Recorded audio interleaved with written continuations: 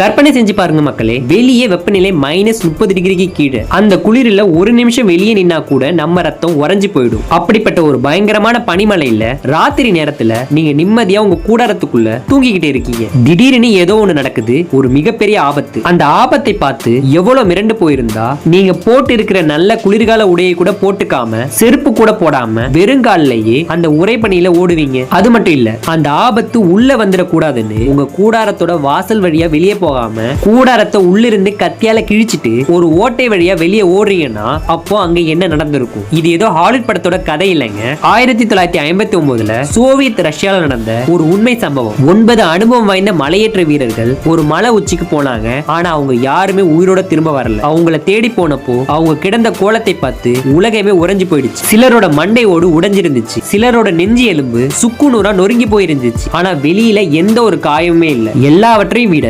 உச்சக்கட்ட பயம் என்னன்னா, அந்த டீம்ல இருந்த ஒரு பொண்ணோட உடம்புல அவங்க நாக்கு இல்ல, அவங்க 2 கண்களும் இல்ல. யார் இதை செஞ்சிருப்பாங்க? ஏலியன்ஸா, பனிமனிதனா, இல்ல ரஷ்ய ராணுவத்தோட ரகசிய சோதனையா? 60 வருஷமா இந்த உலகையே குழப்பிக்கிட்டு இருக்கிற டயாட்லவ் பாஸ் இன்சிடென்ட்ஸ் பத்தி தான் இந்த வீடியோல நம்ம பார்க்க போறோம். வாங்க பார்க்கலாம். இந்த கதை நடக்கிறது 1959 வருஷம் ரஷ்யாவோட யூரல் மலைத்தொடர். அங்க இருக்கிற ஒரு பாலிடெக்னிக் காலேஜ்ல படிக்கிற மாணவர்களும் பட்டதாரிகளும் ஒரு 10 பேர் சேர்ந்து ஒரு மலையேற்ற பயணத்துக்கு பிளான் போடுறாங்க. இவங்க யாருமே சாதாரண ஆட்கள் கிடையாது.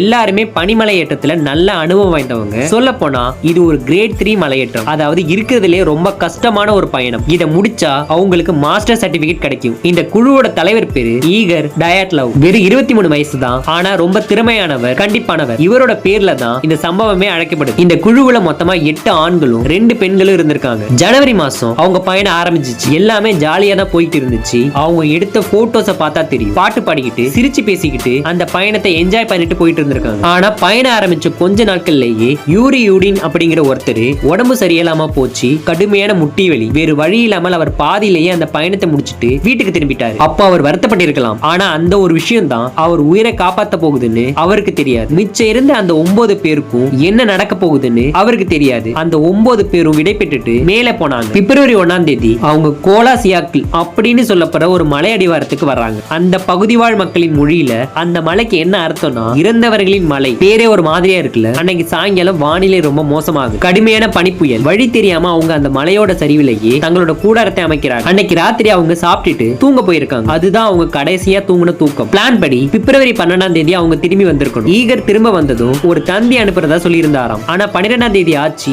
எந்த தகவலுமே இல்ல. சரி பனிமலை தானே, கொஞ்சம் தாமதம் ஆகலான்னு எல்லாரும் காத்திருந்தாங்க. நாட்கள் வாரமாக ஆச்சு. பிப்ரவரி 20க்கு மேல அவங்களோட குடும்பத்தார்கள் எல்லாருமே பதற ஆரம்பிச்சிட்டாங்க. கல்லூரி மாணவர்கள், ராணுவம், ஹெலிகாப்டர்னு ஒரு பெரிய தேடுதல் வெட்டிய ஆரம்பிச்சிச்சு. கடைசியா பிப்ரவரி 26ஆம் தேதி அந்த இறந்தவர்களின் மலை சரிவுல அவங்க தங்கியிருந்த கூடாரத்தை கண்டுபிடிச்சாங்க. அந்த கூடாரத்தை பார்த்த போதே அவங்களுக்கு ஏதோ தப்பா பட்டுச்சு. கூடாரம் பாதி பனியில புதஞ்சிருந்துச்சு. ஆனா யாருமே உள்ள இல்ல. அவங்க கொண்டு வந்த சாப்பாடு பொருட்கள், சூடான துணிகள், பூட், கேமரா எல்லாமே உள்ள அப்படியே இருந்துச்சு. அப்பதான் ஒரு முக்கியமான விஷயம் கவனிக்கிறாங்க. அந்த கூடாரம் வெளியில இருந்து கிழிக்கப்படல, உள்ள இருந்து கிழிக்கப்பட்டிருந்திருக்கு. யோசிச்சு பாருங்க, வாசல் வழியா வெளியே வரக்கூட நேரம் இல்லாம உள்ள இருந்து அவசர அவசரமாக கத்தியால கிழிச்சுக்கிட்டு வெளியே ஓடி இருக்காங்கன்னா அப்படி என்ன அவசரம்? எதுக்காக அவங்க சாப்பாடை கூட எடுக்காம குளிருக்கு தேவையான கோட், ஷூட் எதையுமே போடாம வெறும் சாக்ஸோட, சில பேர் வெறும் காலோட அந்த -30 டிகிரி குளிர்ல ஓடணும்? அவங்க கால் தடங்கள் அந்த கூடாரத்துல இருந்து ஒரு காட்டு பகுதியை நோக்கி போச்சு. ஒரு கட்டத்துல அந்த கால் தடங்களும் மறைஞ்சு போயிடுச்சு. தேடுதல் குழு அந்த தடங்களை வச்சு காட்டுக்குள்ள போனாங்க. அங்க காத்திருந்தது மரணம் மட்டும்தான். கூடாரத்துல இருந்து ஒரு 1.5 கிலோமீட்டர் தொலைவுல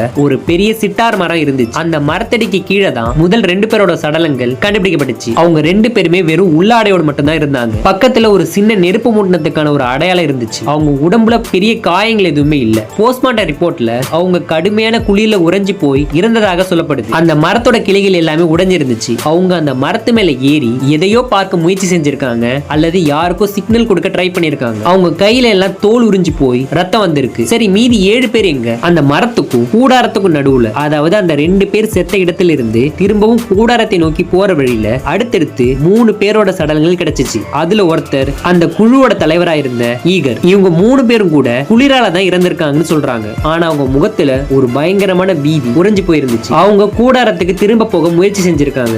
ஆனா முடியாம வழியிலேயே விழுந்து இறந்திருக்காங்க. மொத்தம் 5 பேர் ஆச்சு. மீதி 4 பேர் எங்க? அவங்களை தேடி கண்டுபிடிக்கிறதுக்குள்ள பல வாரங்கள் ஆயிடுச்சு. ஏன்னா அவங்க ஒரு பள்ளத்துல கிட்டத்தட்ட 4 மீட்டர் ஆழ பனிக்கு அடியில புதஞ்சு போயிருந்தாங்க. மே மாசம் பனி உருகினதுக்கு அப்புறம் தான் அவங்க உடம்பே கண்டுபிடிக்க முடிஞ்சிச்சு. இந்த 4 பேரோட நிலைமை தான் ரொம்ப கொடூரம். இவங்க முதல்ல இறந்தவங்களோட துணிகளை கழட்டி மாத்தி மாத்தி போட்டு இருந்திருக்காங்க. குளிர்ல இருந்து தப்பிக்கிறதுக்கு ஒரு போராட்டமே நடந்திருக்கு. ஆனா இவங்க எப்படி இறந்தாங்கன்னு டெஸ்ட் பண்ணா டாக்டர்ஸே மிரண்டு போயிட்டாங்க. அதுல ஒருத்தரோட மண்டையோடு பலமா அடிபட்டு நொறுங்கி இருக்கு. அண்ட் மேலும் 2 பேரோட நெஞ்சு எலும்பு சுக்குநூறா உடைஞ்சு போயிருந்திருக்கு. டாக்டர்ஸ் என்ன சொல்றாங்கன்னா இது சாதாரணமான அடி கிடையாது. ஒரு கார் வேகமா வந்து மோதினாலோ அல்லது ஒரு பெரிய பாறையிலிருந்து கீழே விழுந்தாலோ எந்த அளவுக்கு எலும்பு உடையுமோ அந்த அளவுக்கு உடைஞ்சிருக்கு. ஆனா விசித்திரம் என்னன்னா வெளியில இருந்து பார்க்கும்போது ஒரு சின்ன சிராய்ப்பு கூட கிடையாது, ரத்த கரையும் கிடையாது. ஏதோ கண்ணுக்கு தெரியாத ஒரு அசுர சக்தி அவங்கள அப்படியே நசுக்கி போட்ட மாதிரி தான் இருந்துச்சு. இது எல்லாத்தையும் விட ஒரு பயங்கரமான விஷயம்னா அந்த குழுவுல இருந்த ஒரு பொண்ணு இழுத்துமிலாக்குள் நடந்ததுதான். அவங்க சடலத்தை பார்த்தபோது